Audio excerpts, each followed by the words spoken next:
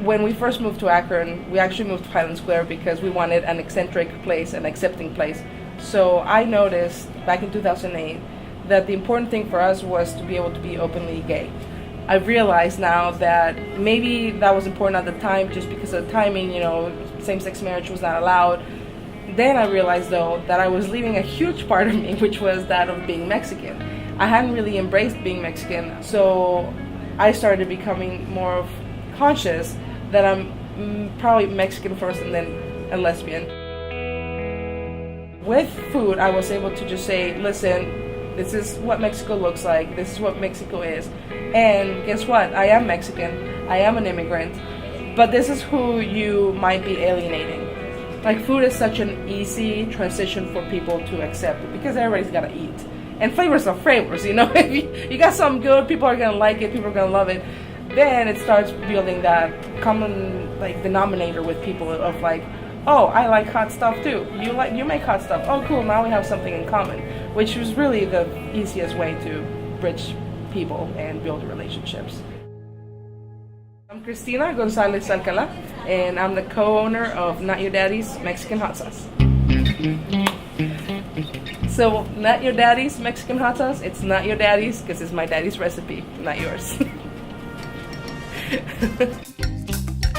So, Not Your Daddy's Mexican Hot Sauce is a hot sauce that's both hot and flavorful. It is a secret family recipe, hailing from Durango, which is where I'm from.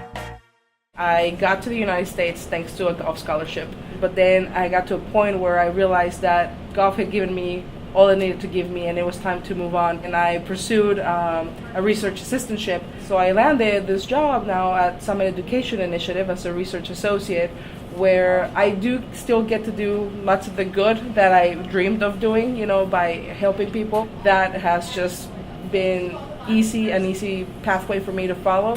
And one that also has become, difficult to leave. So I still try to manage both, running the business as well as keeping the full-time job. So I think it has a very Akron way of starting the business.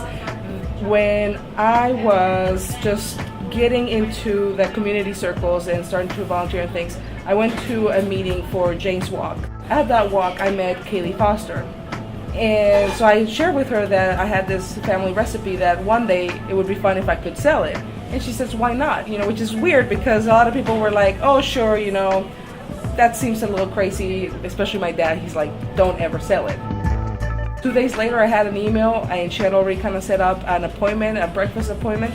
And I met with this guy. He kind of told me the one-on-one on the food industry. And from there, it just started, the universe started conspiring, with us. So I just kind of love that you have that small town feel. If it wasn't for that connectedness, I don't think we would be where we are now.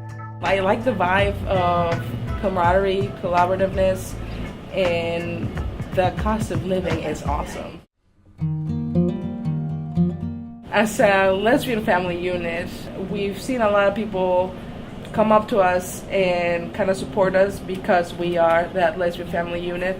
It has inspired other gay families and other lesbians to be okay with who they are. Not that we want to wear the cape, here we go, but we really are, both Rochelle and I are willing to go through those rough patches so that people that come after us or that are in the same situation as us do feel free to be who they are.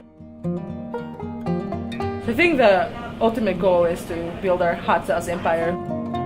I love that I'm sharing, literally mi casa es su casa, so my home is going to your home when you take a bottle of our hot sauce. But in terms more of being an entrepreneur, I think the best thing is just being able to own your mistakes and being able to own your victories.